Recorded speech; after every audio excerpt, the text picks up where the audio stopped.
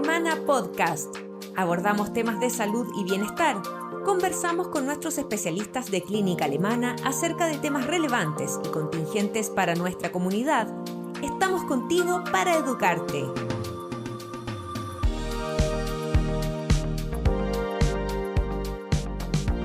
Junto con saludarlos, les cuento que hoy conversaremos sobre el aumento de los trastornos de conducta alimentaria y las enfermedades asociadas a ella, junto a nuestras especialistas, la doctora María José Figueroa, nutrióloga, y la doctora Mariana Lavé, psiquiatra. Bienvenidas y muchas gracias por estar hoy con nosotros. Muchas gracias por la invitación. Sí, muchas gracias. Doctora Lavé, ¿a qué se le llama trastorno de la conducta alimentaria?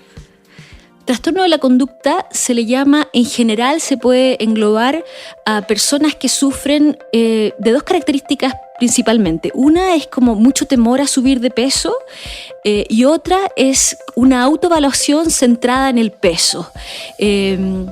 Ahora, dentro de los trastornos de conducta alimentaria podemos encontrar la anorexia, que se caracteriza por querer estar bajo el peso normal y que puede llevar a conductas que pueden poner en riesgo la salud física de la persona y que hace conductas que pueden ser compensatorias a la hora de comer, ¿ya? Entonces mucho ejercicio o vomitar para intentar bajar de peso. Está la bulimia también, que se caracteriza por atracones, como un deseo incontrolable, automático, comer mucha cantidad de comida en un corto periodo de tiempo donde normalmente hay mucha culpa, vergüenza, y que después viene por una conducta compensatoria que frecuentemente es vómito, pero también puede ser ejercicio físico excesivo.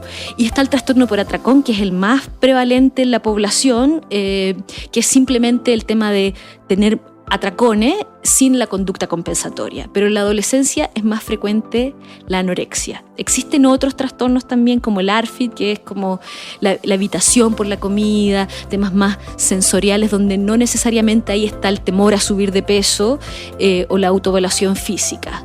Y esto se llama trastorno porque genera una disfunción en la persona. Hay sufrimiento psíquico, se afectan sus relaciones, genera una crisis un poco.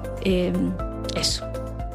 Y una cosa importante a agregar es que los trastornos de conducta alimentaria a veces se han asociado con ciertos como tipos de cuerpo, por ejemplo, que la anorexia tiene que ser delgada.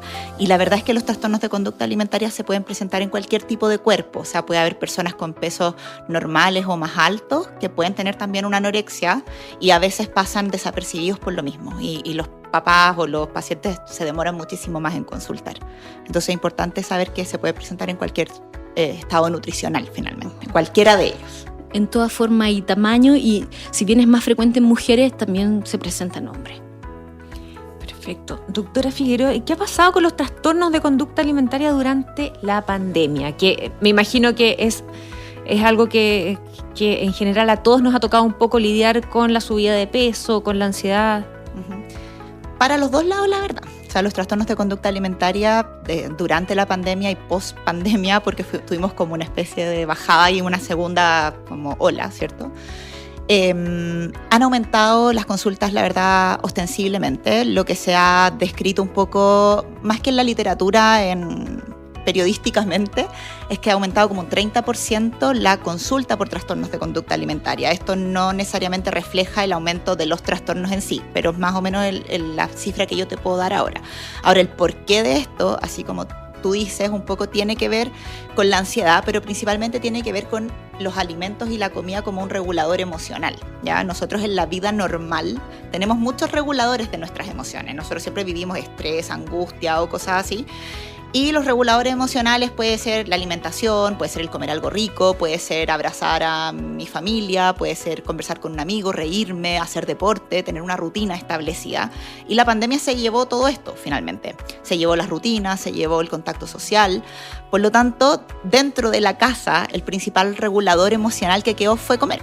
Ya sea, por un lado, comer más, o por otro lado, controlar la comida. ¿Ya? O sea, el control sobre la comida, el hacer dieta, el contar calorías, el saltarme comidas también me regula emocionalmente porque me hace sentir eficiente y eficaz frente a algo. Entonces, tanto el control como el descontrol con la alimentación pasaron a ser un regulador emocional durante la pandemia y esto ha provocado que hayan aumentado tanto los trastornos de conducta alimentaria, probablemente. Y en general, ¿qué factores propician a que podamos padecer estos trastornos? A ver, hay factores que pueden ser predisponentes y aquí hay características biológicas que pueden ser características genéticas, por ejemplo, el yo tener un familiar que haya tenido un trastorno de conducta alimentaria. Pueden haber características incluso del temperamento o de la personalidad, por decirlo de alguna forma, y la Mariana después puede aclarar mejor, pero un poco el tener como conductas en relación, ser un poquito más obsesivo, por ejemplo, en mi conducta, ¿ya? O ser un poco más como para adentro, muy sobrecontrolado. Entonces, nada me afecta, yo vivo la vida súper bien, ordenadito, estructuradito, ¿ya? También factores predisponentes, el ambiente en el que uno crece. ¿Ya? Si yo crezco en una familia muy centrada en el físico, muy centrada en la dieta, obviamente yo voy a crecer con esos sentimientos de que yo tengo que ser delgado, ¿ya? Y obviamente la presión social un poco a esta delgadez, ¿ya? Llega la adolescencia, ¿cierto? En la adolescencia hay cambios corporales, llegan las hormonas, llegan los medios, la influencia de los medios, la influencia de los pares, ¿ya? Y esto favorece un poco que yo me empiece a sentir de repente incómoda en mi cuerpo. Porque obvio, hay una idealización de la delgadez, los medios de comunicación todo el tiempo nos dicen que hay que tener cierta forma corporal. Llega la pandemia o llega cualquier estresor un poco y la dieta aparece como una especie de salvavidas que a mí me salva de este caos un poco que hay a mi alrededor. El controlar, es que esta dieta me sirva para bajar de peso y a lo mejor yo poder modificar mi cuerpo como yo quiero hacerlo. El hecho de que yo voy bajando de peso y me van diciendo, oye, te ves mejor, oye, entonces van favoreciendo un poco. Ahora, no solo la dieta es el principal gatillante de los trastornos de conducta alimentaria, aproximadamente un 80% de los trastornos de conducta alimentaria se originan por una dieta, pero también puede ser, por ejemplo, el que yo me enferme. Si yo me enfermo y dejo de comer, y por dejar de comer bajé de peso, y todo el mundo me dice que te ves tan bien, voy a querer seguir manteniendo ese peso. Pero las dietas en general son el principal gatillante. Doctora Lavey, ¿qué pasa con los niños y adolescentes? ¿Son más propicios a desarrollar uno de estos trastornos? Pensando en lo que contaba la doctora Figueroa, con todo este ambiente social también un poco que es preponderante para esto. El trastorno de conducta se ve más frecuente en la adolescencia, ahí aparece como más frecuentemente en la anorexia, y cuando uno le pregunta a los adultos, que más frecuente está la bulimia o el trastorno por atracón, muchas veces viene el tema de insatisfacción corporal que lo sienten desde niños y adolescentes. Y es porque nuestra identidad la configuramos durante la infancia y la adolescencia. Entonces hay que hacer todo un trabajo ahí de prevención y promoción para que nuestros niños crezcan sintiéndose más cómodos en sus cuerpos y más seguros. Entonces es infrecuente encontrar un niño con trastorno de conducta alimentaria, pero frecuentemente cuando tú le preguntas al adolescente, ya de niña se sentía un poco insegura en su cuerpo o hacían comentarios como, no sé, por ejemplo, las niñas que están con más sobrepeso, muchas te comentan que les hicieron bullying o que las molestaron o que la mamá le decía cómo te vas a poner esto o no comas tanto. Entonces había una más hipervigilancia. Entonces esa niña o niño que se siente inseguro y no suficientemente bueno ve el tema de la corporalidad como una forma de protegerse del mundo. Si soy flaco quizás no me van a pasar tantas cosas malas. Es como un mecanismo de defensa. Hoy ha aumentado mucho también la sociabilización por redes sociales debido a la pandemia, también sobre todo la forma de contactarse con sus pares, las videollamadas. ¿Cómo ha afectado esto en el trastorno de conducta alimentaria? O sea, las redes sociales tienen una influencia súper importante. Uno de los factores de estos como gatillantes también, la influencia, por ejemplo, de Instagram. O sea, se sabe, hay estudios que muestran que las personas que miran Instagram, después de eso, presentan más insatisfacción corporal o presentan sentimientos negativos hacia ella misma, ¿ya? La mayoría de las personas que suben fotos a Instagram son fotos filtradas. Si uno pudiera saber cuántas fotos uno se tomó antes de subirla a Instagram, probablemente son muchas, ¿ya? Entonces, Instagram muestra una cara de la realidad que es la cara feliz, la cara bonita, la cara perfecta, pero no vemos lo que está detrás. Pero claramente yo, como adolescente, no sé, pues más influenciable un poco, como decía la Mariana, que está formando esta identidad. Si él ve que la identidad tiene que ser feliz, bonita, no sé, pues delgada, sin ningún defecto, con la piel perfecta, obviamente yo también voy a pensar que esa va a ser la única forma de ser feliz o de ser aceptado, ¿ya? Por lo tanto, Instagram, en ese sentido, la guerra de los likes también. O sea, mientras más likes tengo, más popular soy. Si no tengo muchos, probablemente soy menos. ¿Qué pasa ahí? Y también las videollamadas. O sea, el estar todo el día en el Zoom, por ejemplo, en clases, es como estar mirándome todo el día en el espejo. Antes uno no se miraba tanto, ahora uno se mira mucho más y se empieza a fijar en muchos detalles. En Argentina, de hecho, hay un estudio que muestra cómo empeoró la satisfacción con el cuerpo por estar todo el día presente en estas videollamadas, cómo aumentaron los procedimientos estéticos en la cara a raíz de todo esto de las videollamadas. Entonces, claramente son las redes sociales, y esto está descrito mucho antes incluso de la pandemia, que las redes sociales, especialmente las que tienen como interacción a través de fotos, videos y cosas así, aumentan la insatisfacción corporal y aumenta la incidencia de trastornos alimentarios. ¿Podría agregar algo ahí? Como en nuestra generación no teníamos acceso a tantas redes sociales y a lo más veíamos a las actrices que eran las flacas, las delgadas, pero ahora los adolescentes ven a su compañera que sube fotos y tiene filtro, entonces ya no es algo como inalcanzable. No es de publicidad solamente. No es de publicidad, es como si mi vecina está así, si mi compañera tiene tantos likes, entonces ¿por qué yo no? Entonces es mucho más fácil sentir esa insatisfacción. Y con la pandemia también están mucho más rato, no solamente con la videollamada que se están mirando como el efecto espejo, sino que están mucho más rato navegando en las redes sociales. Hay mucho más consumo de eso, entonces mucho más riesgo de sentirse mal. Y lo que transmite la pandemia es miedo y es como vas a engordar mucho y cómo vas a salir de la puerta de tu casa, y entonces eso también genera como, entonces podría subir más de peso. Entonces si ya querías un cuerpo delgado, ahora aparece mucho más el miedo como de engordar. Entonces todo eso yo creo que ha afectado que en pandemia ha aumentado más los trastornos de conducta alimentaria. ¿Y cómo lo detectamos a tiempo? ¿Cuáles son las señales en las cuales tenemos que tener cuidado, fijarnos, sobre todo los adultos que tenemos en nuestra familia adolescentes o algunos más pequeños? Sí.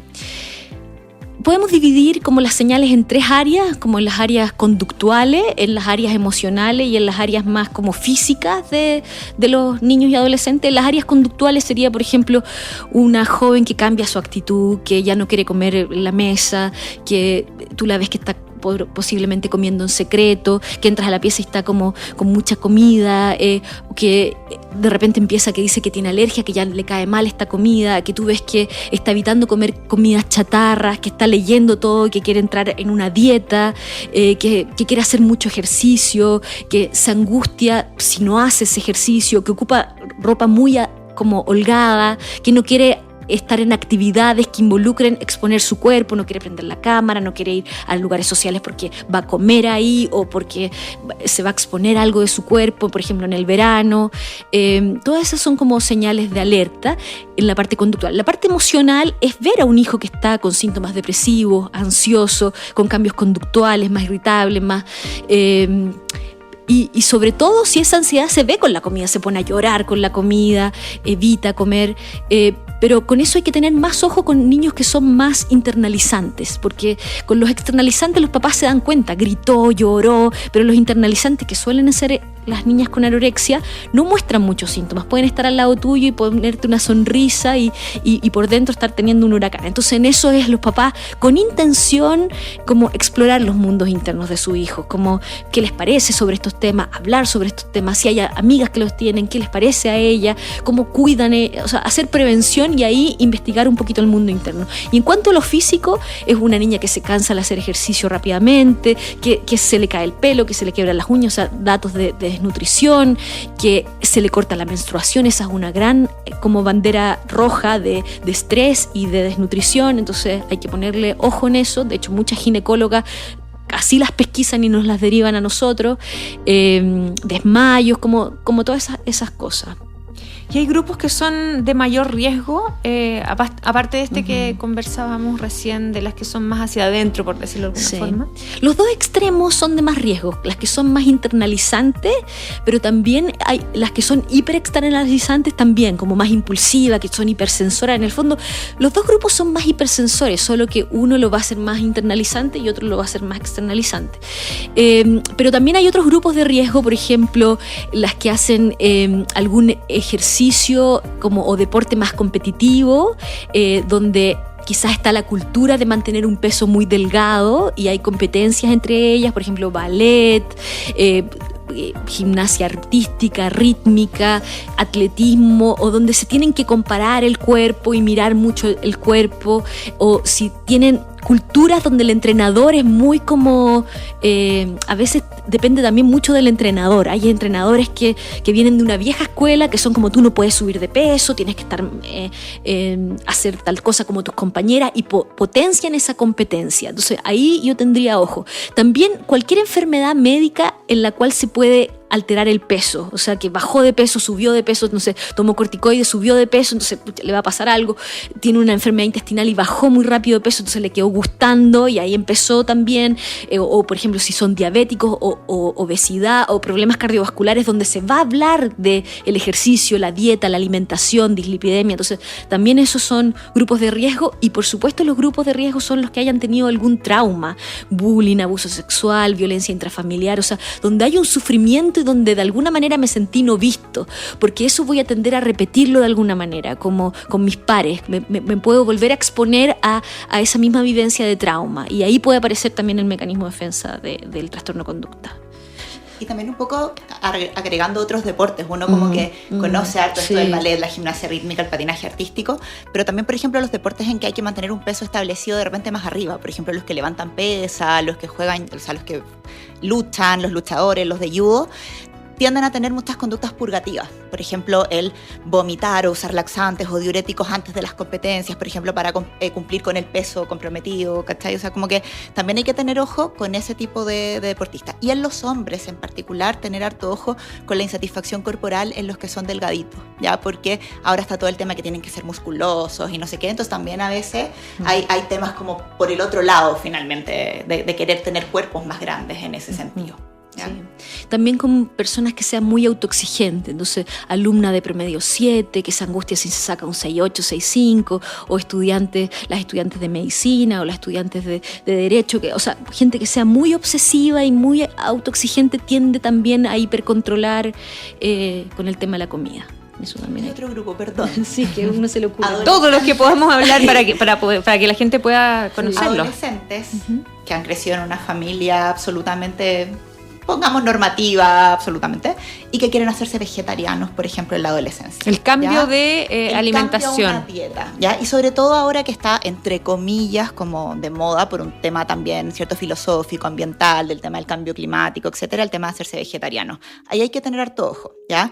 Porque llegan hartas pacientes que quieren ser vegetarianas y tú empiezas a revisar la alimentación y claro, solo comen lechuga, tomate, apio y cereal. Y eso es ser vegetariano. Y ser vegetarianos no es eso. O sea, es comer legumbres, es comer, depende del tipo de vegetariano, pero es comer huevos, es comer lácteos, si no, o sea, es tener una dieta, dieta en el sentido de alimentación, ya no de restricción, balanceada, que cumpla con todos los requerimientos, etc. Y además, habitualmente los pacientes que quieren ser vegetarianos, hay también una conciencia a nivel colectivo en el sentido de los animales. Por ejemplo, ocupan maquillajes que no sean testeados en más animales, vegano, champú, la ropa, se fijan en muchas más cosas, hay como una cultura detrás. Cuando es muy el tema obsesivo solo con el comer la lechuga y la cuestión, ahí uno tiene que sospechar el trastorno alimentario también, ¿ya? O en los cambios de dietas, como decía la Mariana, también importantes. No, es que yo ahora no como gluten, y en realidad el no comer gluten no tiene nada que ver con alguna condición de ella, sino que es por el tema de restringir. Estos son todas como las señales que tenemos que tener en cuenta, pero ¿cómo prevenimos esto? ¿Cómo llegamos a este punto de tener que fijarnos en la conducta de nuestro hijo? ¿Cómo se puede hacer algo al respecto? Sí, se pueden hacer muchas cosas. Yo creo que lo principal es papás que puedan mentalizar a sus hijos, o sea, como darse cuenta que pueden estar viviendo en su corazón y en su mente, en todo su desarrollo, porque de repente los papás piensan como mi hijo va al colegio, tiene amigos, está todo bien, y no exploran un poco el mundo interno de ellos. Entonces, desde chico tener esa conexión que tiene que ver con una intención real y de curiosidad real, porque a veces las preguntas son, ¿estás bien? Ah, sí, ¿te fue bien en el colegio? Y ahí nomás se termina la conversación. Entonces, como hacer preguntas abiertas, como entrar en ese mundo psíquico de manera directa o indirecta. Ahora, cosas concretas que se pueden hacer, una tiene que ver con hacer, promover un cuerpo positivo o un cuerpo neutral, ¿ya? Entonces evitar como el fat talk, que es como vivimos en una sociedad que todo el rato está hablando como, oye, pero te ves regia, oye, si bajas de peso puedes ir a esta fiesta, o oye, Gaya, pero ¿cómo anda ese tipo con esa mujer que no es tan linda y fea? Entonces hay toda una gordofobia y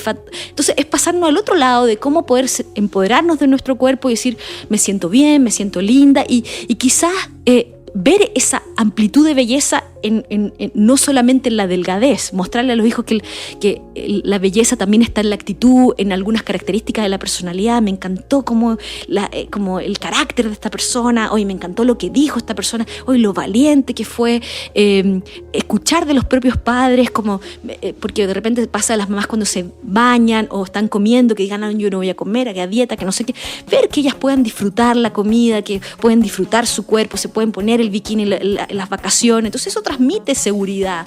Y hablar del cuerpo funcional, como qué rico que tengo brazos para abrazarte, que puedo bailar, que puedo correr, que podemos sentir. Entonces el cuerpo no es solamente como algo estático para que me observen, sino que gracias, piernas, que puedo correr y agradecer. Vivimos en una cultura de lo negativo y como no apreciamos lo positivo, entonces hay que enseñar a los hijos a cómo agradecer y que cuando uno refuerza a los hijos, no los refuerce porque si está flaco o gordo, como que los pueda reforzar quizás también por otras características, no solamente te sacaste buenas notas y eres buen deportista, sino como eres valiente, eres curioso, eres humilde, eres agradecido, eres justo, eres buen hermano. O sea, hay tantas otras virtudes que uno puede decirle a los niños.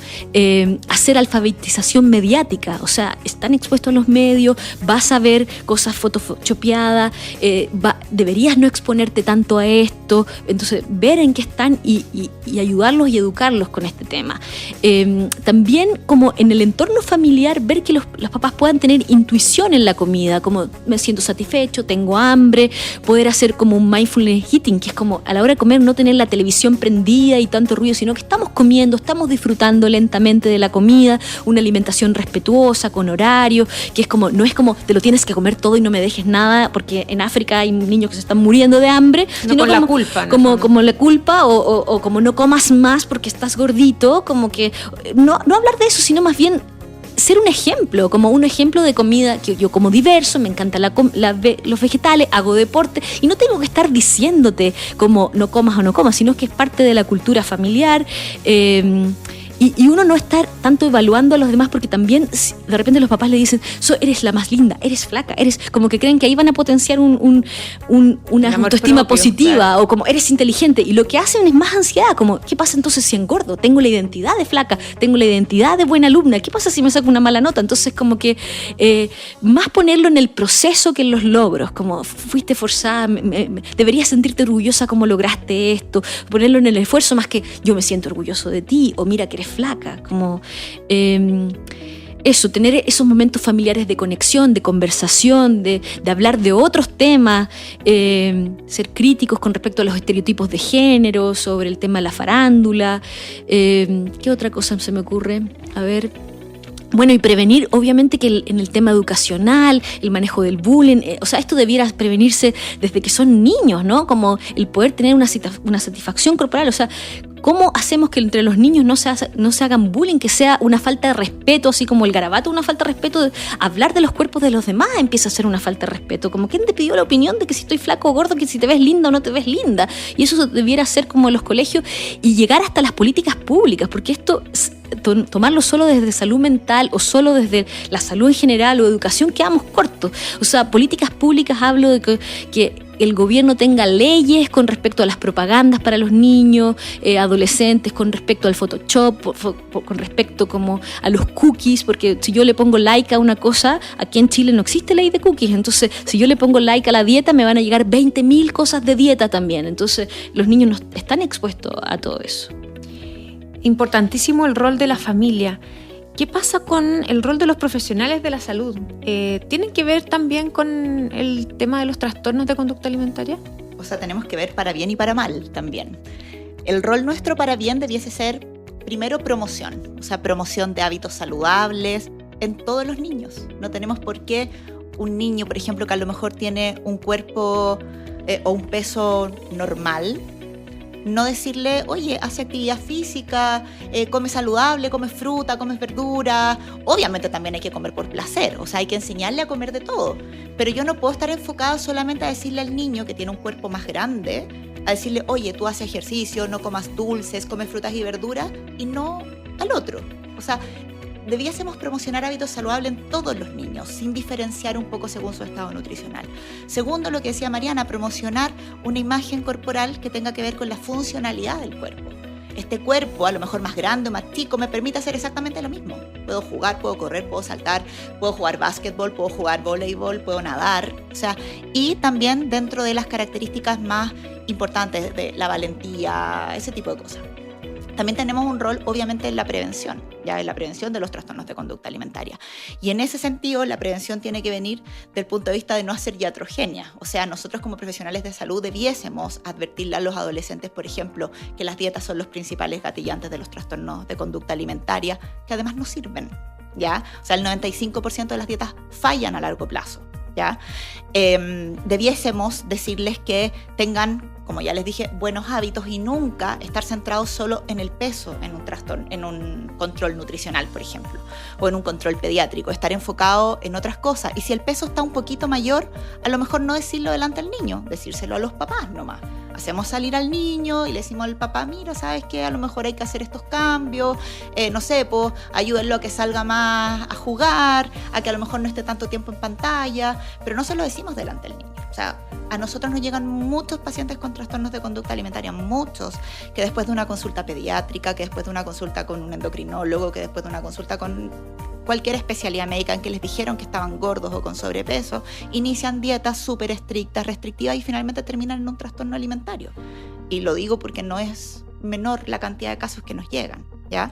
Por lo tanto, como profesionales de salud debiéramos estar ahí en el otro lado, previniendo, no hablando del peso, no poniendo el foco de, por ejemplo, el bajar de peso en la imagen corporal. Ay, es que a lo mejor si bajas de peso te vas a ver más lindo. No. O sea, no son muy sensibles a lo que uno le pueda decir. Muy sensibles, o sea, no sé, yo tengo casos de niñitas de 8 años que después que fueron al pediatra se miraron 2 semanas en el espejo y entraban la guatita y hacían dieta y la pasaban súper mal. Entonces las mamás entraban antes al control conmigo, por favor no le digas nada del peso. Y yo, no, claro, tranquila, yo no le voy a decir nada, ¿ya? Entonces, y tenemos el rol también un poco de empoderar a los papás en que primero ellos no hablen del cuerpo, como decía Mariana, pero también que ellos protejan a sus hijos, que no dejen que el resto hable del cuerpo de sus hijos, que no dejen que los profesionales de salud hablen del cuerpo de sus hijos, sino que tengan un respeto y que se basen en cosas más globales. Hábitos saludables, que duerma bien, que haga actividad física porque le gusta, no por obligación, que coma de todo, incluyendo estos alimentos que son más placenteros, pero en los momentos adecuados. O sea, tener hábitos en general saludables, manejo del estrés en los niños, la sobreexigencia y ese tipo de cosas. Los profesionales de salud tenemos un rol súper importante. Muy interesante este tema. Estuvimos conversando con la doctora María José Figueroa, nutrióloga, y la doctora Mariana Alavés, psiquiatra. Muchas gracias, doctoras, por acompañarnos y conversar con nosotros este tema tan interesante. Gracias a ustedes por la invitación. Sí, muchas gracias. Y bueno, a seguir visibilizando el tema de los trastornos alimentarios, que es muy importante. Así es. Bueno, nosotros nos despedimos y nos encontramos en un nuevo Alemana Podcast. Síguenos en nuestras redes sociales y visita nuestro sitio web alemana.cl. Nos vemos en otro Alemana Podcast. Clínica Alemana. Si es tu salud, es la alemana.